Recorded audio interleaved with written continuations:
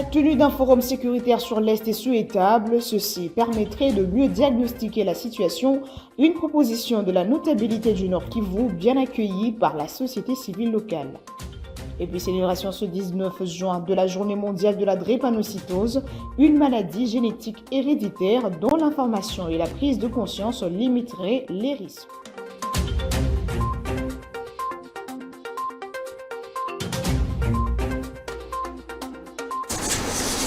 Madame, Monsieur, bonsoir et bienvenue à cette grande édition. On commence tout de suite avec cette brève. Le président de la République, Félix-Antoine Tshisekedi, est attendu à Lubumbashi dans le Haut-Katanga ce jeudi 20 juin, selon les services de la présidence. À son arrivée, le chef de l'État se rendra à la place de la gare. À cette occasion, plusieurs officiels de la province se sont rendus sur le lieu pour s'assurer de la mise en place. Et il se tient depuis le mardi 18 juin 2024 à Kinshasa la deuxième édition du forum sur les infrastructures. L'objectif est de réfléchir sur comment augmenter le rythme de la mise en œuvre et la réalisation des projets d'infrastructures en RDC. Pour ce deuxième jour, les travaux du forum se sont poursuivis avant l'ouverture mardi par le ministre d'État en charge des infrastructures et travaux publics, Alexis Guissaro. Idamaloba. Pour le ministre d'État, ministre des ITP, Alexis Guissaro, la RDC connaît un retard infrastructurel, d'où la thématique axée sur l'accélération du rythme de la mise en œuvre et de réalisation des projets d'infrastructure en RDC, qui est un impératif pour un Congo émergent. La thématique choisie a permis au ministère sectoriel d'intervenir et d'exposer sur les sujets de l'heure en rapport avec les actions à mener afin de booster et de redynamiser la mise en œuvre des projets d'infrastructure. Le ministre des ITP a précisé que pour matérialiser la vision du président de la République, le gouvernement s'est lancé dans le plan quinquennal qui va permettre que les échanges économiques soient boostés, d'autant plus que les transports de personnes soient aussi facilités par la modernisation des infrastructures routières. Notons qu'il existe quelques sources de financement dans les secteurs des infrastructures, notamment le mode de partenariat public-privé. Ici est de signaler que durant ce quinquennat, le gouvernement congolais dans le secteur des infrastructures va s'employer à construire plus ou moins 12 000 km des routes pour la connectivité des chefs-lieux à la capitale. Et Stéphanie Mbombo Mwamba, ministre déléguée près le ministre de l'Environnement et Développement durable en charge de l'économie du climat, a démissionné de ses fonctions. Ce membre du gouvernement nouvellement nommé a déposé sa lettre de démission auprès de la première ministre Judith Suminwa, selon un communiqué de la primature rendu public mardi soir. Cette démission est justifiée par des raisons de convenance personnelle. Regardez. Après le dépôt de sa lettre de démission qui a été actée, l'ex-ministre délégué à l'environnement, Stéphanie Mbombo, a posté sur son compte X, je cite, « Pour des raisons de convenance personnelle, j'ai pris la lourde décision de déposer ma démission. Au chef de l'État Félix Tshisekedi, je réitère ici ma loyauté déterminée. Je lui suis infiniment reconnaissante pour les responsabilités d'État me confiées. À la première ministre Judith Suminwa, ma gratitude pour le choix posé sur ma modeste personne. Je souhaite un franc succès au gouvernement. » Fin de citation. À travers un communiqué rendu public le mardi 18 juin dans la soirée par la primature, on peut lire que le chef de l'État a été informé de la décision de démission, en a pris acte et a déchargé Stéphanie Mbombo Mwamba de sa haute fonction de ministre délégué près le ministre de l'Environnement et Développement durable en charge de l'économie du climat. Il faut noter que cette démission intervient quelques jours seulement après l'investiture du gouvernement souminois. Avec la démission de Stéphanie Mbombo, le gouvernement souminois va désormais compter 53 membres au lieu de 54. En province, regain de l'insécurité à l'est du pays, la notabilité du Nord Kivu propose la tenue d'un forum sécuritaire sur l'est en vue d'un diagnostic sur la situation. Proposition bien accueillie par la société civile locale de Béni qui ne mise que sur le respect des résolutions qui seront assorties du dit forum. Rachel Mavitidi. Pour la notabilité du Nord Kivu, cette table ronde sécuritaire devra mettre d'un côté les autorités du pays et de l'autre la société civile, les forces vives et le chef coutumier. Il sera question de définir une nouvelle feuille de route sécuritaire. À la société civile de Béni, la tenue de cette table ronde est nécessaire. Je pense que la demande d'une table ronde sur la situation de l'état de siège, qui doit être inclusive et réunir toutes les forces vives, est nécessaire. Elle est même, c'est bon comme stratégie, c'est bon pour les personnes de pouvoir se rencontrer et surtout pour toutes les classes sociales de toutes les sensibilités pour pouvoir identifier les causes profondes des conflits et les possibles solutions à y apporter. Et ce qu'il faut noter, c'est que c'est une demande qui a toujours été faite par la société civile du Nord Kivu notamment, et que malheureusement la classe politique à laquelle fait partie Juvenal Mounoubo a toujours rejeté, surtout lorsqu'il s'agissait de prendre des mesures comme l'état de siège qui clairement était voué à l'échec, et lorsque la société civile a demandé plutôt une assise nationale sur ces questions pour pouvoir dégager de vraies réponses, malheureusement la classe politique n'a pas écouté. C'est déjà une bonne chose donc qu'il y ait ce réveil de certains acteurs politiques et ce besoin de pouvoir écouter tous les acteurs et de dégager de vraies solutions. Stewart Mouindo pose cependant une condition. Il faut évidemment que les résolutions qui vont sortir de cette assise soient respectées par les acteurs politiques, parce que ça, ce n'est pas garanti. L'exemple le plus récent, c'est la table ronde sur l'état de siège que le président de la République a récemment convoquée en août 2023 et à laquelle personnellement je pris part à Kinshasa. Il a été recommandé par les forces sociales et politiques venues de l'Ituri et du Nord Kivu la levée de l'état de siège. C'était clair comme conclusion, comme consensus de la table ronde, mais jusqu'à aujourd'hui, ça fait autour de 10 mois, l'état de siège n'a jamais été levé. C'est une chose de convoquer ces assises, mais c'en est une autre de respecter les recommandations qui vont en sortir, conclut cet activiste de la société civile. D'une province à une autre, dans la ville de Bunia, une bande de criminels armés composée de violeurs et voleurs sont tombés dans les filets de la police nationale congolaise. Ils ont été présentés le mardi 18 juin 2024 au gouverneur de la province de l'Ituri par le commandant de la police ad intérim de cette province. Regardez.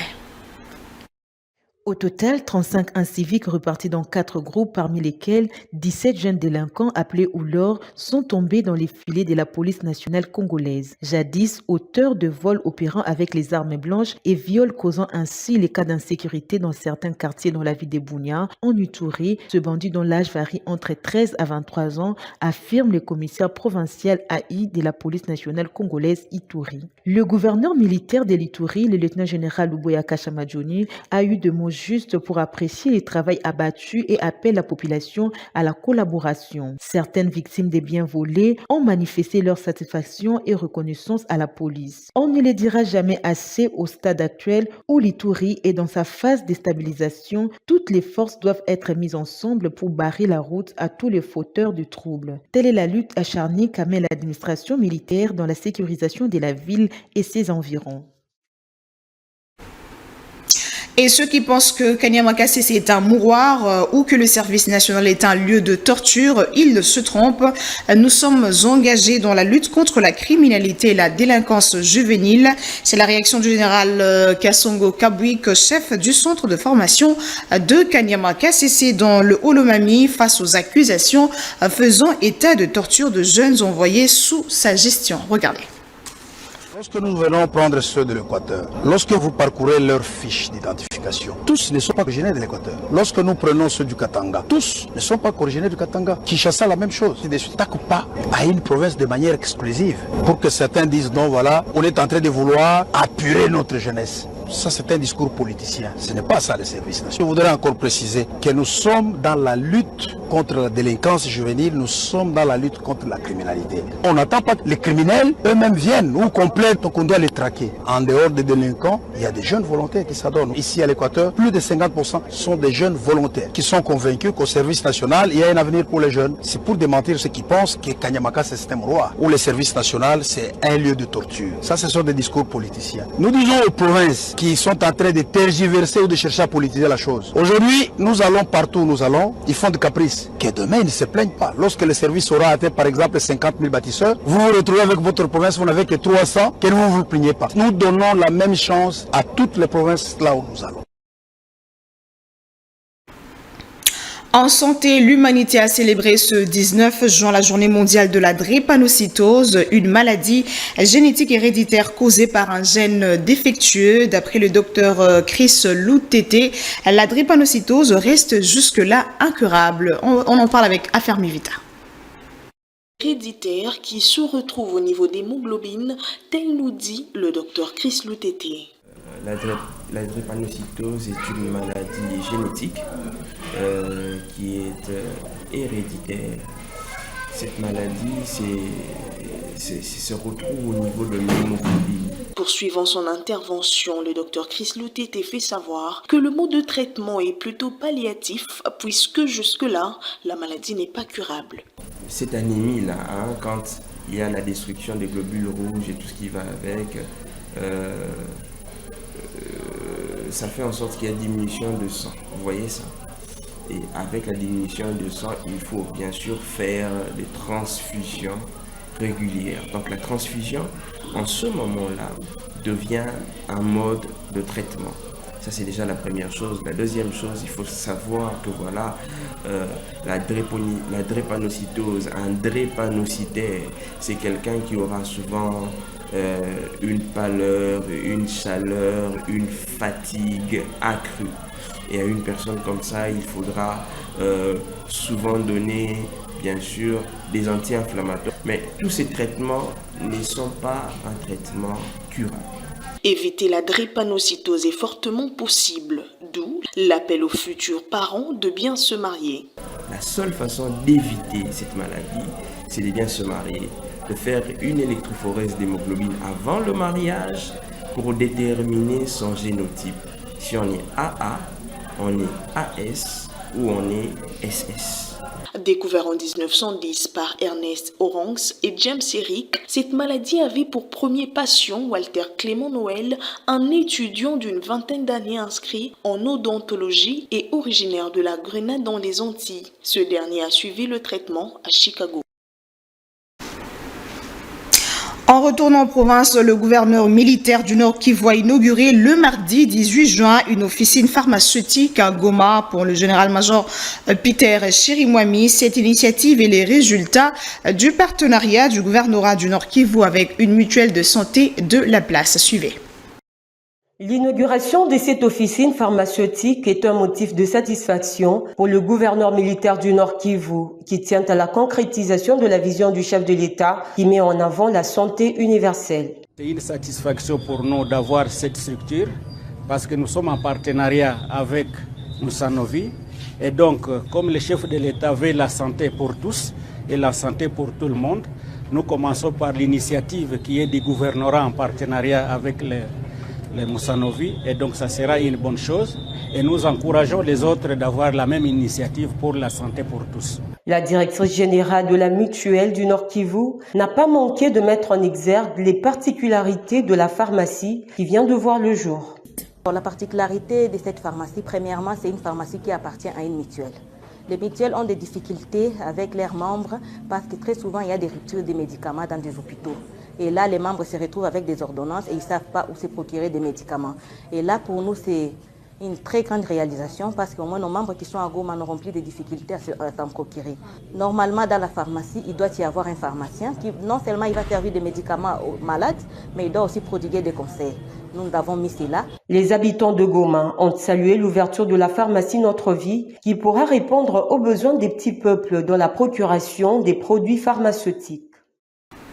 Et pour finir, en dehors de nos frontières, en Afrique du Sud, le président Cyril Ramaphosa a été investi ce mercredi 19 juin lors d'une cérémonie de grande envergure à Pretoria, ce après sa réélection pour un second mandat sans majorité absolue. Ida Maloba revient.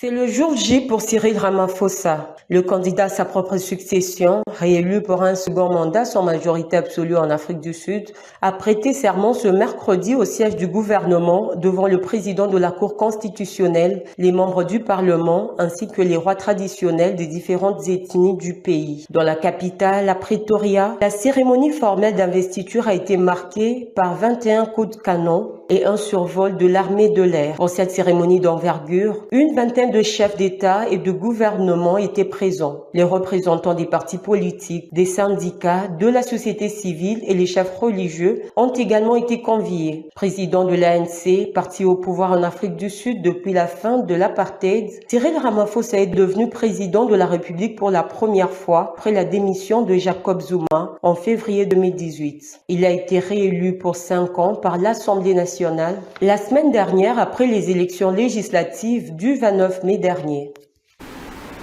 On va prendre les grands titres tout de suite. La tenue d'un forum sécuritaire sur l'Est est souhaitable. Ceci permettrait de mieux diagnostiquer la situation. Une proposition de la notabilité du Nord Kivu, bien accueillie par la société civile locale.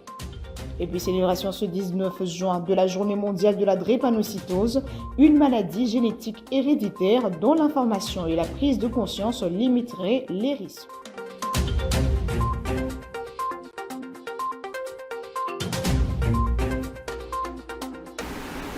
Madame, Messieurs, ce journal est complètement terminé. Merci de l'avoir suivi et bonne suite de programme sur la chaîne de repos. Au revoir et bonsoir.